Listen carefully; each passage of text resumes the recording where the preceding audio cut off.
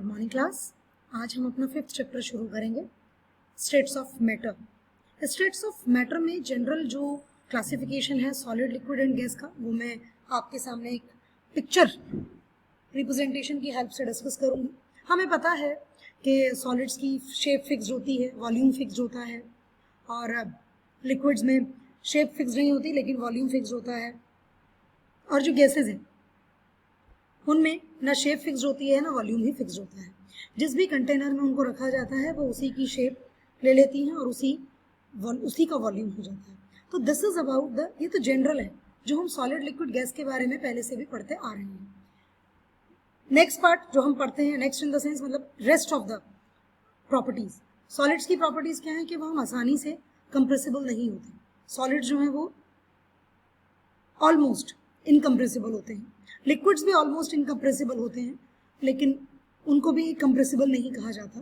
But gases are highly compressible. Gases जो होती हैं वो हाईली कंप्रेसिबल होती हैं बिकॉज गैसेज के जो एटम्स होते हैं वो एक दूसरे से बहुत ज़्यादा गैप रखते हैं। गैप इन द सेंस दो मॉलिक्यूल्स एटम्स के बीच में बहुत ज़्यादा उनका इंटरमॉलिक्यूलर डिस्टेंस है। दैट इज़ वाई जब हम उन्हें कंप्रेस करते हैं तो वो पास आ जाते हैं और वो कंप्रेस हो जाती हैं। This is about the point जो कि सॉलिड्स और लिक्विड्स में नहीं होता, क्योंकि सॉलिड्स तो टाइटली पैक्ड होते हैं। टाइटली पैक का मतलब है कि जो आपका सॉलिड है उसमें इंटरमॉलिक्यूलर स्पेस मिनिमम होता ही नहीं है ऑलमोस्ट, और लिक्विड्स में भी इतना ज़्यादा नहीं होता। वो मूव ज़रूर करते हैं फ्रीली उसके पार्टिकल्स, लेकिन उनमें स्पेस नहीं होता बहुत ज़्यादा। ठीक है, next important characteristic, solids does not flow easily. Solids जो है वो आसानी से फ्लो नहीं करते। बिल्कुल, आप किसी भी सॉलिड को देखिए वो फ्लो नहीं करता, रिजिड होते हैं नॉर्मली जो सॉलिड्स होते हैं। Particles can not move slide past one another. Particles जो है वो मूव नहीं करते एक दूसरे पार्ट से, क्योंकि बहुत ज़्यादा स्ट्रॉन्ग इंटरमॉलिक्यूलर फोर्सेज होती हैं। That is the reason. Liquids flow करते हैं, वो मूव करते हैं एक जगह से दूसरी जगह, लेकिन फिर भी वो सिर्फ उसी पोर्शन में मूव करते हैं जितना उनका वॉल्यूम होता है, उससे ज़्यादा नहीं। गैसेस तो फ्री होती हैं, वो कहीं भी फ्लो कर सकती हैं। वो उनको किसी भी फोर्स की ज़रूरत नहीं है। उनमें अपने आप ही काइनेटिक एनर्जी इतनी ज़्यादा है पार्टिकल्स में कि वो एक पॉइंट से दूसरे पॉइंट तक मूव करते हैं। और इसीलिए किसी के घर में अगर खाना बन रहा है गरम गरम, या हमारे घर में भी बनता है, तो दूर तक स्मेल जाती है, और ठंडे खाने की स्मेल इतनी दूर तक नहीं आती, क्योंकि पार्टिकल्स गैस के हैं, उनमें काइनेटिक एनर्जी बहुत ज़्यादा है, तो वो सेवरल मीटर्स तक डिस्टेंस ट्रेवल करते हैं, और जिस वजह से खाने की खुशबू दूर तक जाती है। तो this is about the general characteristics of solid, liquid and gases. Now you can see the arrangement of the particles. ये पार्टिकल जो अरेंजमेंट है, this is of gases, this is of liquid and this is of solid. Solid में आप देख सकते हैं कि intermolecular space बिल्कुल भी नहीं है, टाइटली कॉम्पैक्टली पैक्ड है, and that is the reason ये कंप्रेसिबल नहीं है।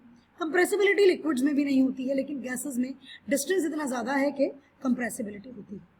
आप सॉलिड्स को लिक्विड में और लिक्विड को गैसेस में चेंज कर सकते हैं if you increase the temperature. अगर आप टेम्परेचर इंक्रीज करेंगे तो सॉलिड लिक्विड में और लिक्विड गैस में कन्वर्ट हो जाएगा। And in the same manner, जैसे जैसे आप टेम्परेचर बढ़ाएंगे, इनका मॉलिकुलर मोशन मतलब मॉलिक्यूल्स का मोशन सबसे मिनिमम होता है सॉलिड्स में, रिदमिक मूवमेंट्स होते हैं। लिक्विड्स में वो जितना उसका वॉल्यूम है उसमें कहीं भी मूव कर सकता है, और गैसेस में तो फ्री मूवमेंट होता है। लेकिन अगर मैं फोर्सेस की बात करूं तो सबसे जो स्ट्रॉन्ग इंटरमॉलिक्यूलर फोर्सेस हैं वो सॉलिड्स में सबसे ज़्यादा हैं, लिक्विड्स में उनसे कम, और गैसेस में ना के बराबर है।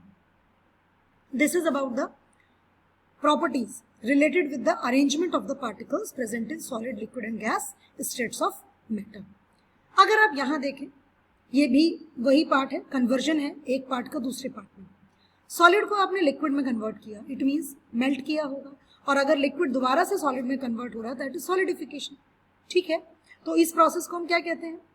हमारा सॉलिड जो है वो लिक्विड में क्या हो गया? मेल्ट हो गया। ठीक है, मेल्टिंग का प्रोसेस हो गया और ये सॉलिडिफिकेशन हो गया। लिक्विड गैस में कन्वर्ट हुआ, इवेपोरेशन के थ्रू होता है, वेपोराइजेशन होगा, वेपोराइज हो गया, और गैस लिक्विड में कन्वर्ट हो गई, कंडेंस हो गया।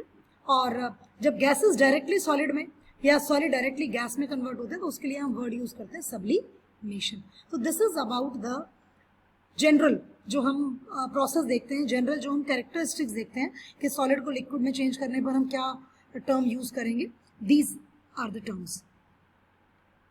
यस, इस चार्ट से भी आपको मैंने वही समझाया है जो मैं अभी आपको बता कर आई हूँ।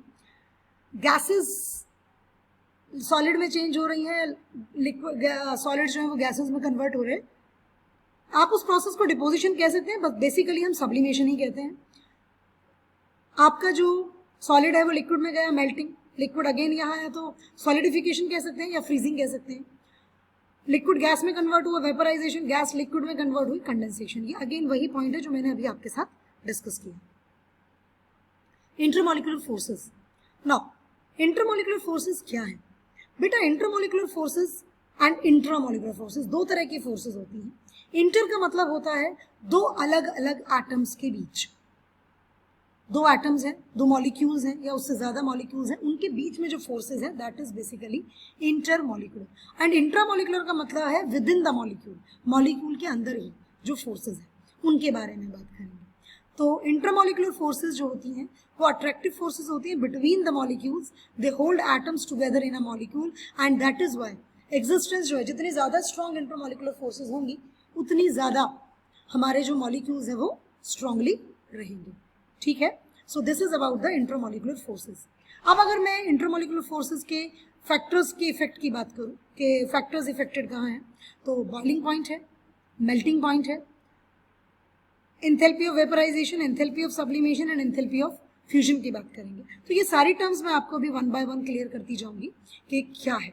अब आप देख सकते हैं यहाँ पर 41 kilo joule to vaporise 1 mole of water, मतलब दो मॉलिक्यूल्स, बहुत सारे मॉलिक्यूल्स हैं इंटरमॉलिक्यूलर में। तो वाटर अगर हमने एक स्पून वाटर भी लिया है तो उसमें भी बहुत सारे मॉलिक्यूल्स होंगे वाटर के, उसको सेपरेट 1 मोल ऑफ को सेपरेट करने के लिए अगर मैं 1 मोल ऑफ वाटर के 1 मोल वाटर लूँ तो उसको सेपरेट करने के लिए मुझे इतनी एनर्जी देनी पड़ेगी, kilo joule energy. But if I want to break all the bonds, OH bond मुझे तोड़ना है 1 मोल ऑफ वाटर को तोड़ने के लिए 930 kilo joule, that is intramolecular forces, हमें एनर्जी देनी पड़ेगी। तो दैट इज व्हाई इंटरमॉलिक्यूलर और इंट्रामॉलिक्यूलर फोर्सेस के बेसिस पर हम मॉलिक्यूल्स की स्टेबिलिटी को भी डिस्कस कर सकते हैं। तो this is for today, thank you and have a good day.